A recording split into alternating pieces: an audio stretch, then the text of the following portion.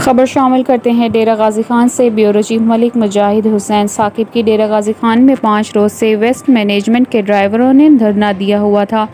آج waste management کے سی او جواد گوندل صاحب نے ان کو اپنے دفتر میں بلا کر ان کو سمجھایا اور یقین دہانی کرائی کہ آپ کے جائز مطالبات مانیں گے،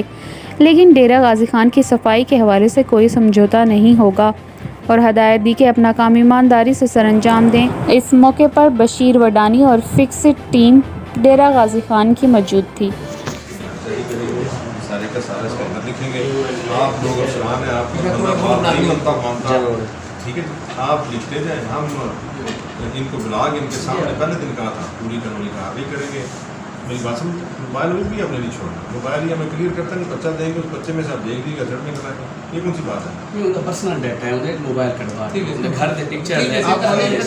یہ سارے لوگ کل 9 بجے ایک دفعہ پھر